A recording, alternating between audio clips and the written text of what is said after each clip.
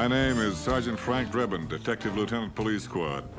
I was in the middle of getting my car washed when I heard the call over the police scanner.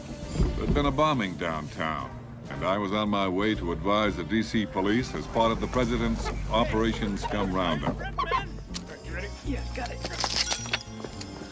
As far as police work is concerned, every once in a while something comes up that nothing quite prepares you for. Somehow, some demented madman, probably full of self-hate, and possibly a couple of months behind in his rent, finally snapped. I want a sample of this. I'm glad you could make it, Frank. I got here as quick as I could, Ed. Oh, congratulations. I understand that Edna's pregnant again. Yes, and if I catch the guy who did Captain, they just finished searching the building. Now, there's no sign of a break-in, and there's no money missing. Huh. Man, this was one hell of an explosion. Still trying to figure out what they used. Any other victims? you're standing on one right now, Frank. Oh, I see. Get him out of here. Oh, this one's a real mess. Oh. Hey, everybody. Over here. Frank found another one. You happy, mister? Any witnesses, Ed? Well, there's one. A woman. She saw a man leaving just before the explosion. Maybe we should let Nordberg handle this one. No, I'd better do it while it's still fresh. Well, not now, Frank. She fainted dead away. She took a nasty knock on the head. She looks pretty bad. I'll handle it. Sir. Excuse me, miss. I'd like to ask you a few questions about... Frank, not that bad. She's being questioned over there by our sketch artist.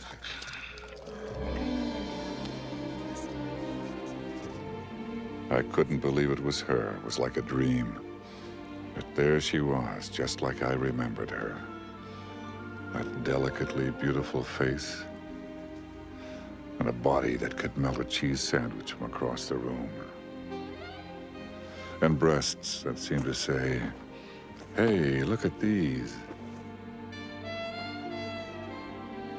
She was the kind of woman that made you want to drop to your knees and thank God you were a man. Yeah. She reminded me of my mother, all right, no doubt about it. Frank, snap out of it. You're looking at her like she was your mother, for Christ's sake.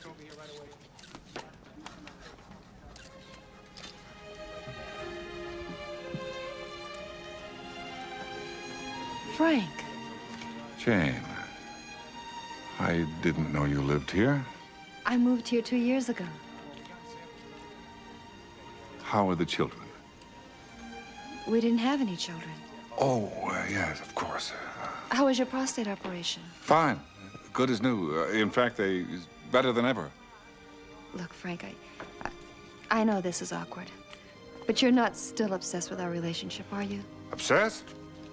Who's obsessed? Just because you backed out on the wedding 2 years ago? I've forgotten all about it. This ancient history, like the Democratic Party. Frank?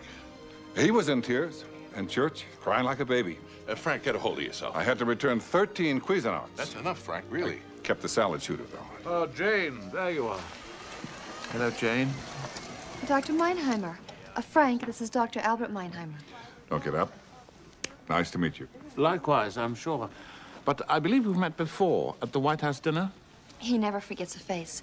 He has a photographic memory. It's a terrible thing that's happened here, Lieutenant. I really do hope you find the people responsible. Well, I'm sorry I can't be more optimistic, Doctor, but we have a long road ahead of us. Like having sex. It's a painstaking, arduous task that seems to go on forever, and just when you think things are going your way, nothing happens. Now, Jane, about this man you saw last night. Anything can help. Yes, I gave the sketch artist a description.